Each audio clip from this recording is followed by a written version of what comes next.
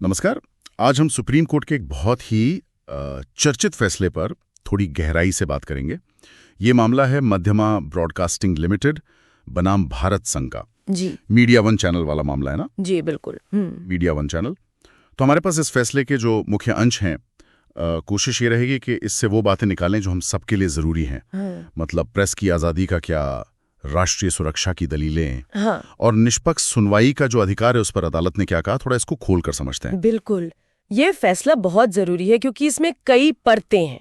देखिए, अदालत ने इसमें सरकार के काम करने के तरीके, खासकर जब वो राष्ट्रीय सुरक्षा का नाम लेती है, और दूसरी तरफ नागरिकों के जो प्रक्रियात्मक अधिकार हैं उनके बीच एक तरह से आप कह सकती हैं संतुलन बनाने की कोशिश की है। तो मामला ये था, अगर मैं सही समझ रहा हूँ, कि मीडिया वन चैनल का लाइसेंस रिन्यू होना था जी, लेकिन सूचना और प्रसारण मंत्रालय मतलब MIB ने मना कर दिया।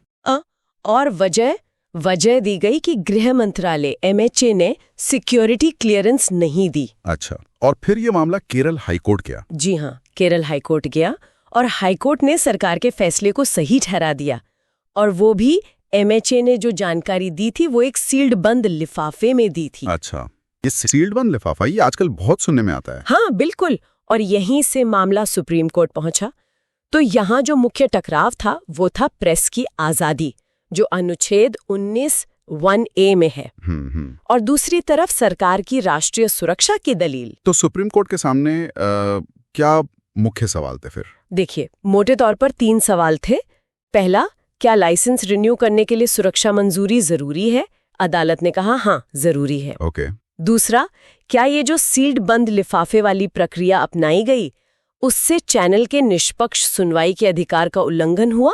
इस पर अदालत ने कहा हाँ, हुआ। अच्छा। और तीसरा, क्या लाइसेंस रिन्यू न करना अभिव्यक्ति की स्वतंत्रता पर एक उचित मतलब रीजनेबल प्रतिबंध था? इस पर अदालत ने कहा नहीं, ये उचित नहीं था। तो ये जो सीलबंद लिफाफे वाली बात है, इस पर कोर्ट काफी सख्त रही है ना? हाँ, बहुत सख्त। कोर्ट ने साफ साफ कहा कि ये तरीका ठीक नहीं है।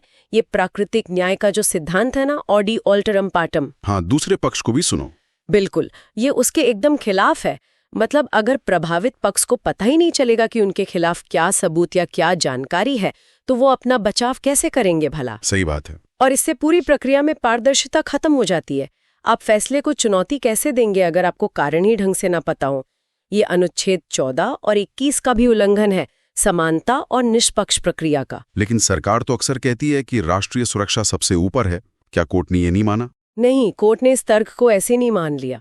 उन्होंने कहा कि सिर्फ राष्ट्रीय सुरक्षा का ठप्पा लगा देना काफी नहीं है। अच्छा। हाँ, सरकार को ये साबित करना होगा सबूत देकर कि वाकई राष्ट्रीय सुरक्षा का कोई मामला बनता है, और जो एक्शन लिया गया है, जैसे यहाँ लाइसेंस रिन्यू नहीं किया, वो जरूरी भी था और आनुपातिक भी था। आनुपातिक मतलब प्रोपोर्शनेट, ये क्या होता है? हाँ, प्रोपोर्शनेट मतलब अदालत ये देखती है कि क्या सरकार का मकसद जायज था, क्या जो तरीका अपनाया गया वो इस मकसद के लिए ठीक था, क्या इससे कम सख्त कोई और तरीका नहीं था, और क्या अधिकारों और सुरक्षा के बीच एक सही संतुलन साधा गया है।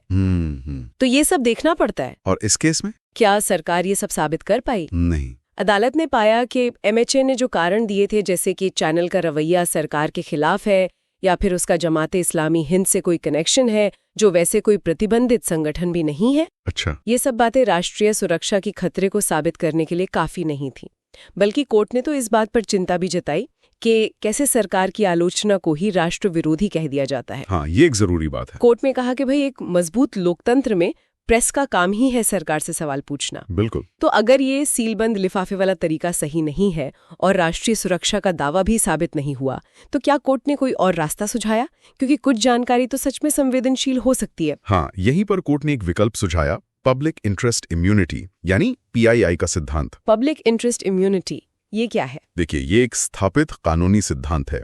इसमें अगर सरकार को लगता है कि कोई जानकारी सार्वजनिक करना जनहित में नहीं है, तो वो अदालत से उसे कार्रवाई से हटाने का अनुरोध कर सकती है। हटाने का मतलब वो जानकारी ना तो सरकार इस्तेमाल करेगी, ना दूसरा पक्ष, और ना ही अदालत उस पर निर्भर रहेगी। वो केस से पूरी तरह बाहर हो जाएगी। अच्छा, तो ये सीलबंद लिफाफे से कैसे बेहतर है? ये इसलिए बेहतर माना गया क्योंकि इसमें ऐसा नहीं होता कि जानकारी गुप्त रूप से सिर्फ कोर्ट के पास है। वो जानकारी किसी के भी पास नहीं रहती, कार्यवाही से ही हट जाती है। तो दोनों पक्षों के लिए एक लेवल प्लेइंग फील्ड बना रहता है, कोई छुपा हुआ फायदा नहीं उठा सकता। ये तो काफी दिलचस्प है, पर इसमें फिर पारदर्शिता कैसे रहेगी अगर जानकारी हट ही गई? उसके लिए भी कोर्ट ने एक सुझाव दिया। उन्होंने कहा कि पीआईआई की कार्यवाही में जहां प्रभावित पक्ष या उसका वकील संवेदनशील जानकारी नहीं देख सकता, वहां अदालत एक एमिकस क्यूरी नियुक्त कर सकती है। एमिकस क्यूरी मतलब न्याय मित्र? जी, न्याय मित्र।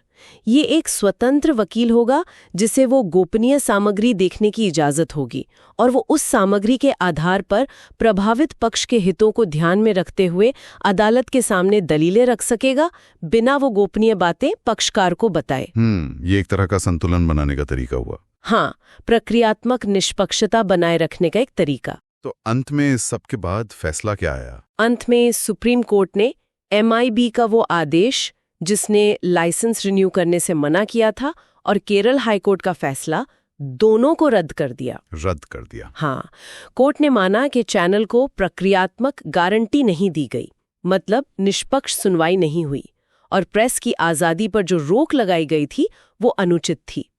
और MIB को आदेश दिया कि 4 हफ्ते के अंदर चैनल का लाइसेंस रिन्यू करे।